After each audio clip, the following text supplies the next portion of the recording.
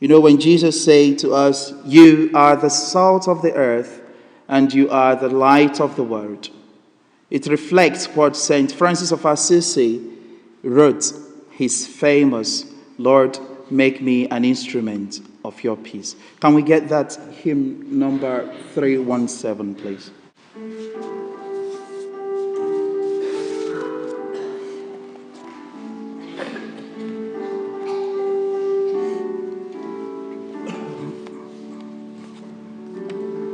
Make me a channel of your peace. Where there is hatred, let me bring your love.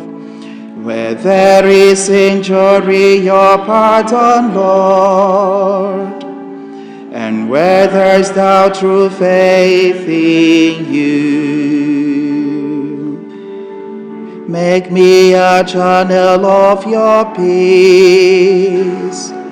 Where there's despair in life, let me bring hope. Where there is darkness, only light. And where there's sadness, ever joy. O Master, grant that I may never seek so much to be consoled as to console, to be understood as to understand, to be loved as to love with all my soul. Thank you, thank you, thank you. I know you love that part. Yeah. So that reflects our readings today, because our readings today is a call for active service, is a call for more of actions, though with words and also with many other charitable activities. Is a call to look deeply into ourselves, inwardly, and identify ourselves with Jesus, and then able then to allow ourselves be identified by others as followers of Jesus. Now we go inwardly and we identify ourselves with our relationship with God as followers of Him who created us and made us. And then we then allow ourselves to be identified by others as followers of Jesus. And that was why Jesus said to us today, "You are the light to the world, of the world. You are the salt to the earth." We remember today the many nations who are suffering from crisis. We remember Nigeria in a very special way, because there are so much murder, there are so much terrorism going on now in the northern part of Nigeria. A seminarian was murdered. People are afraid. People go to bed at night. They are afraid. They do not know what the next day holds. People go to bed. The next thing they find themselves inside a thick bush, a thick forest, waiting for ransom. Even when the ransom is paid, they are not sure of their survival. We remember China with the coronavirus. There are lots of places in our world where we have issues and troubles. Ourselves here, we are not facing a lot just because the media said that there will be a heavy storm or wind today. Look, people are shivering. That's nothing compared to what others are facing. But all the same, we are called to be more active now than ever. My dear friends, being salt to the world means we have to add flavor to the lives of the people around us. Poached egg here. Who likes poached egg? Yeah. I tried to make one this morning, but maybe it didn't come out very good. Maybe I didn't add enough salt or something like that. Maybe I added more salt. So it didn't taste very good. I think I added more salt, trying to make my life salty. But it didn't come out very good. So with poached egg and you add a pinch of salt, it tastes differently, isn't it?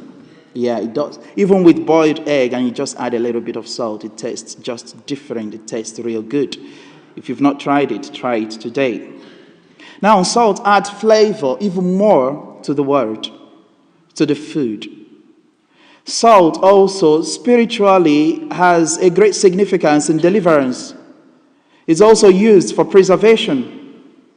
If you want to preserve food, like in Nigeria, I could remember we buy meat and then come back, wash the meat, and then pour salt on it, coat the meat with salt so that it preserves it because there is no light for refrigerating the meat.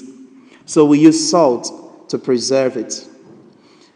And then I could remember the salmon here, it tastes really salty. So I do try to wash it off with water before then I use it for my meal. So too much salt is not the best.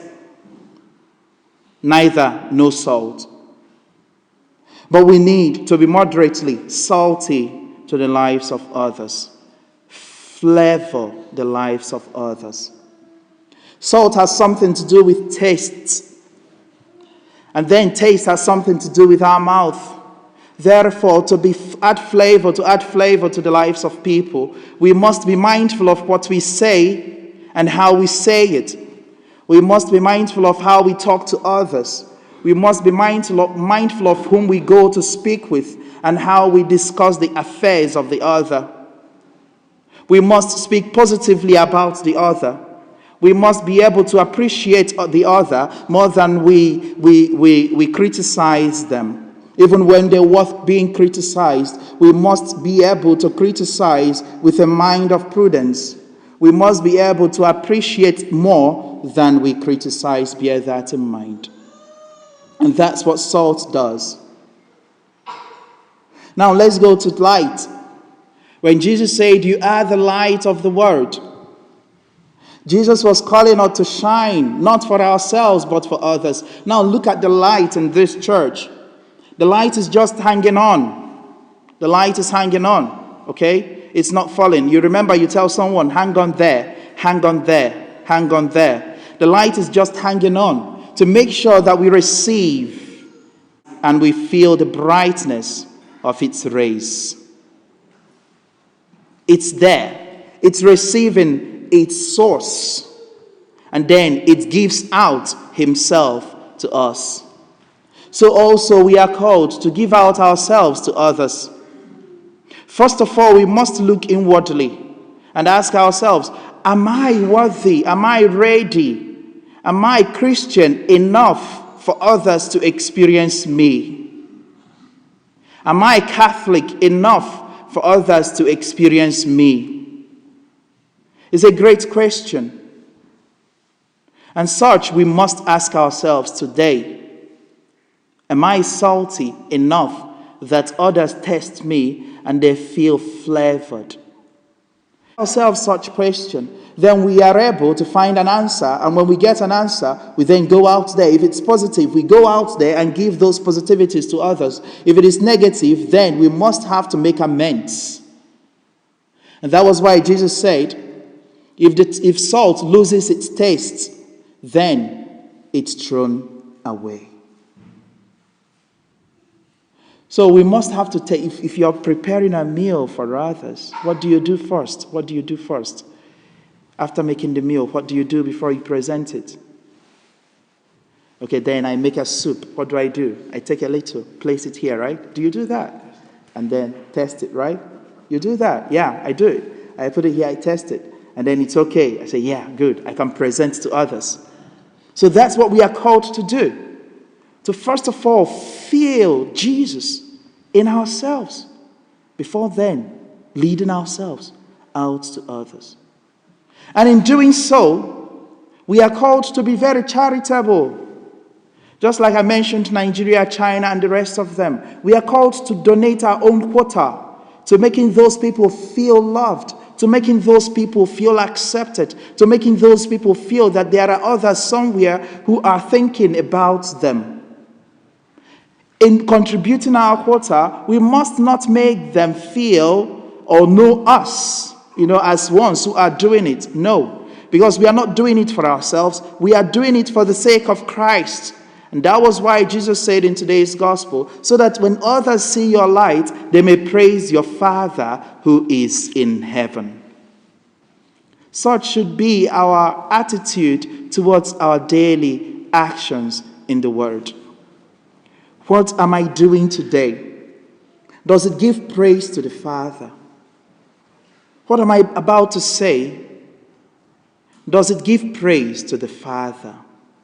What I am about to do, does it give praise to the Father? Where I'm about to go, does it give praise to the Father? If then we answer these questions, and it does give praise to the Father, kudos, keep doing them. But if you think it does not, then please stop. On the other part, being salt and light to the world does not always mean being nice to others. For being nice is good, but goodness surpasses even being nice. Goodness has to do with the truth. If I want to always be nice to you, then I will see you jumping into a gutter, and then I will leave you because you're smiling doing that. And then I say, oh, she's happy doing it, he's happy doing it, that's okay. And then you jump into the gutter. And then I run, oh, I'm sorry, you're now paining, okay, come out. I must be able to stop you. I must be able to tell you you're about to jump into a dish. And that's most important. That's the truth. That's being salt and light to the world. So, my dear friends, when Jesus was preaching to the people, he even was saying things as it should be. And that was why they crucified him. If it takes our life, then so be it. But may I continuously be the light and salt to the world around me. So our prayers today shall be, Lord, make us instruments of your peace and love to those around me. Make us to be known as your children.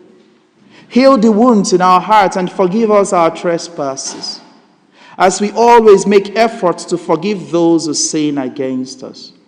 And lead us not into temptation, but deliver us from all evil. Amen.